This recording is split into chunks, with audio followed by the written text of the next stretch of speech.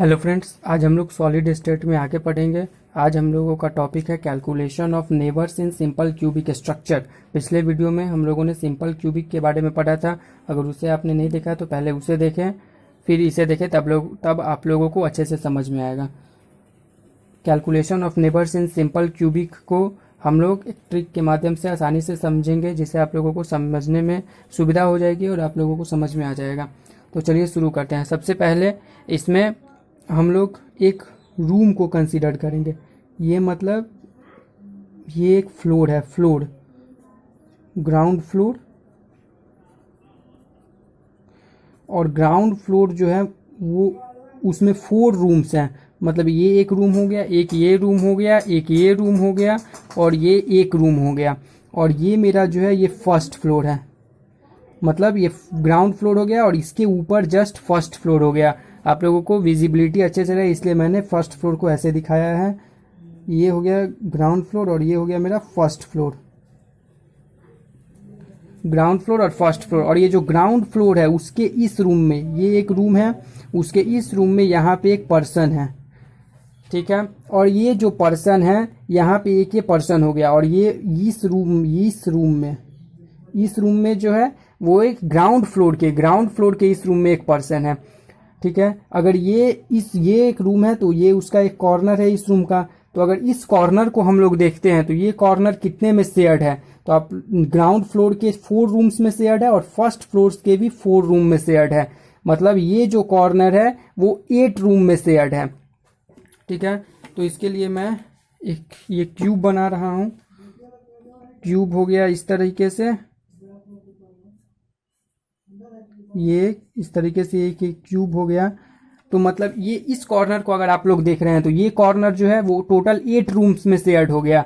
तो मतलब इसके कंट्रीब्यूशन को हम लोग यहाँ पे शो कर रहे हैं 1/8। मतलब ये जो रूम है इसको हम लोग एक यूनिट सेल की तरह ट्रीट कर रहे हैं और इसका जो कंट्रीब्यूशन है उसको हम लोग इसमें यहाँ पे शो कर रहे हैं। तो ये कॉर्नर आप लोगों ने देखा कितने में शेयर्ड था, तो 8 रूम्स में, 4 ग्राउंड फ्लोर के रूम्स में और 4 फर्स्ट फ्लोर्स के रूम में। तो 1/8 इसका हो गया। अगर इस कॉर्नर को हम लोग अगर फिर देखते हैं, अगर इस कॉर्नर को अगर देखते हैं तो ये वाला जो, अगर इस कॉर्नर को अगर देखते हैं हम लोग तो ये वाले कॉर्नर कितना में शेयर्ड है, तो ग्राउंड फ्लोर के ये इस दोनों रूम में और फर्स्ट फ्लोर के इस दोनों रूम में। तो ये टोटल कितने रूम्स में शेयर्ड हो गए, तो 4 रूम्स में। तो मतलब इसका यहाँ पे कंट्रीब्यूशन शो हो रहा है, तो ये हो गया यहाँ पे 1/4, ठीक है। अगर ये एक रूम है तो ये एक कॉर्नर हो गया, ये एक कॉर्नर हो गया, इसके जस्ट नीचे भी एक कॉर्नर होगा क्योंकि इसके साइड में कोई भी रूम नहीं है।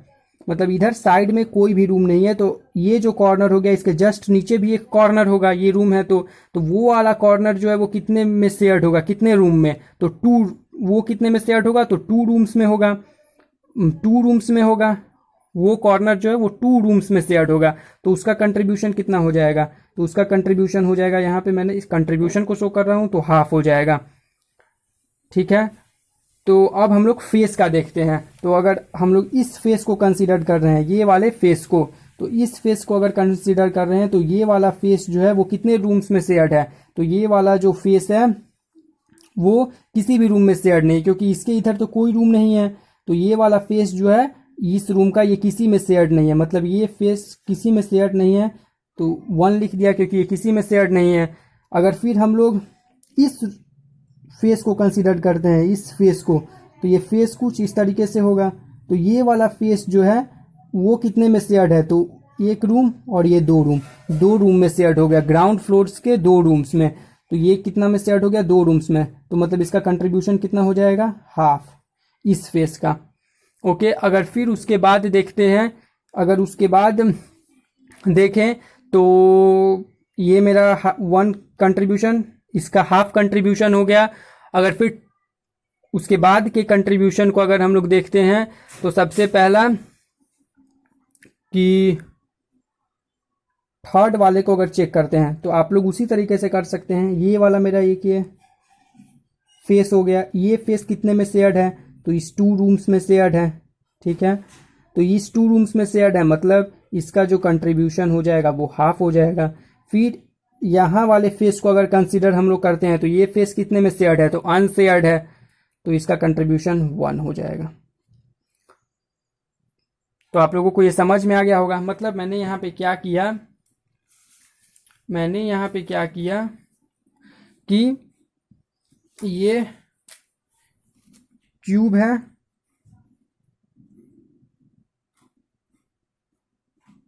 और इस क्यूब में अगर हम लोग देखते हैं तो ये वाला जो कॉर्नर है उसका कंट्रीब्यूशन कितना था 1/4। ठीक है, इस वाले अगर कॉर्नर को देखते हैं 1/8 था इसका कंट्रीब्यूशन।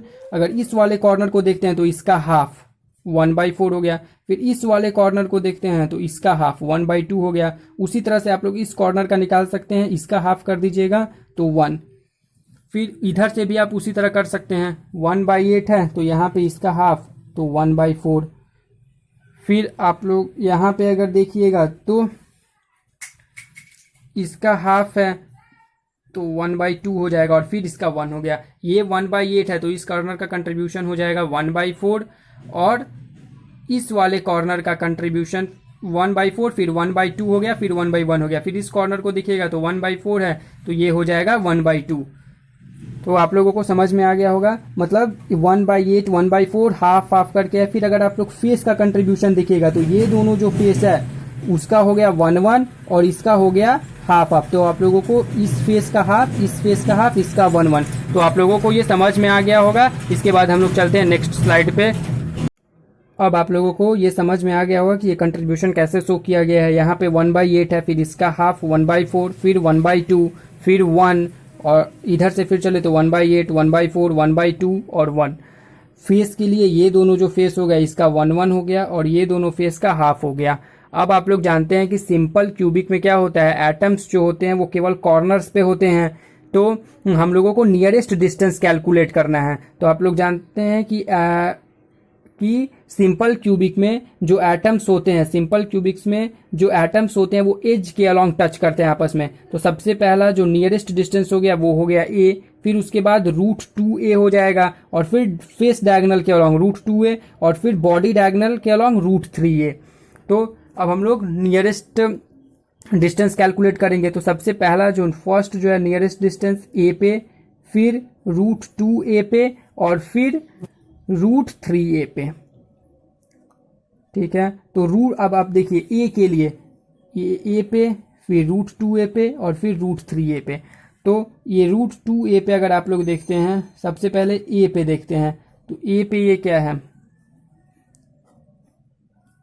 a पे अगर हम लोग देखते हैं तो इस a पे कॉर्नर्स पे एटम होंगे। तो कॉर्नर्स पे अगर एटम होंगे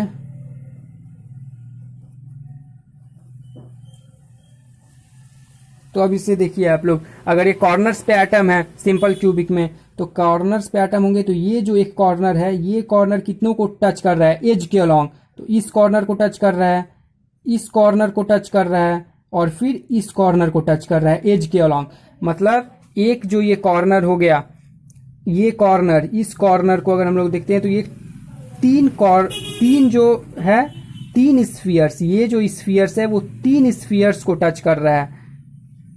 ठीक है, तो टोटल 8 कॉर्नर्स होते हैं और एक जो कॉर्नर है, कॉर्नर एटम्स जो हैं वो कितने का कॉर्नर एटम्स को टच कर रहा है, तो 3। और इसका कंट्रीब्यूशन आप लोग यहाँ पे देखिए तो इसका और इसका कंट्रीब्यूशन वो कितना है, तो सभी का कंट्रीब्यूशन जो है, इसका कंट्रीब्यूशन और फिर इसका कंट्रीब्यूशन कितना है, तो 1/4 है।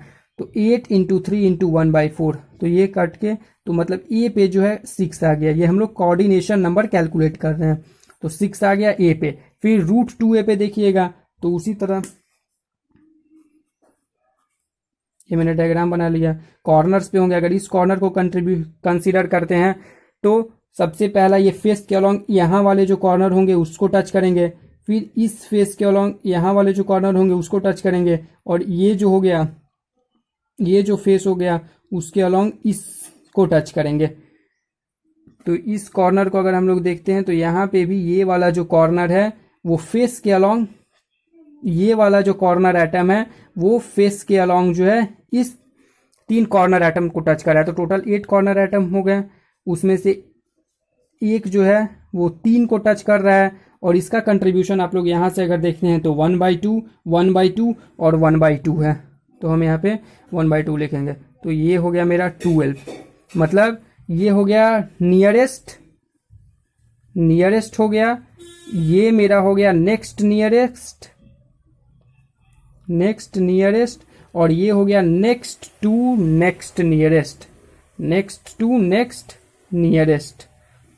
अब हम लोग यहाँ पे भी देख लेते हैं उसी तरह। तो ये हो गया मेरा यूनिट सेल। अब यहाँ पे कॉर्नर, ये एक, इसको अगर हम लोग कंसीडर कर रहे हैं तो ये जो है डायगोनल के अलोंग किसको टच किया, तो ये जो है वो डायगोनल के अलोंग यहाँ पे जो कॉर्नर है उसको टच कर रहा है। तो टोटल कितने कॉर्नर हो गए, तो 8 हो गए। इसमें एक इसको कंसिडर करें तो एक ही को टच कर रहा है, और इसका अगर आप लोग कंट्रीब्यूशन देखिएगा तो यहाँ पे 1 ही है, तो 1 लिख दिए, तो 8 हो गया। मतलब नियरेस्ट सिंपल क्यूबिक में आप लोगों ने तो ये 6 पिछले वीडियो में भी मैंने बताया था, कोऑर्डिनेशन नंबर जो है वो 6 होता है सिंपल क्यूबिक में। तो ये एक अलग मेथड हो गया जिससे आप लोग कैलकुलेट कर सकते हैं। फिर नेक्स्ट नियरेस्ट जो है वो कोऑर्डिनेशन नंबर 12 हो गया। फिर नेक्स्ट टू नेक्स्ट नियरेस्ट में 8 हो गया, और ये हो गया ए पे, फिर ये हो गया √2a पे, और ये हो गया √3a पे। तो इस तरह से आप लोग नियरेस्ट नेबर्स को कैलकुलेट कर सकते हैं सिंपल क्यूबिक में। तो ये 6 जो है at distance a, 12 at distance √2a, 8 at distance √3a। तो आई होप आप लोगों को ये समझ में आ गया होगा। इसके बाद हम लोग आगे पढ़ेंगे नेक्स्ट वीडियो में। Okay, thank you.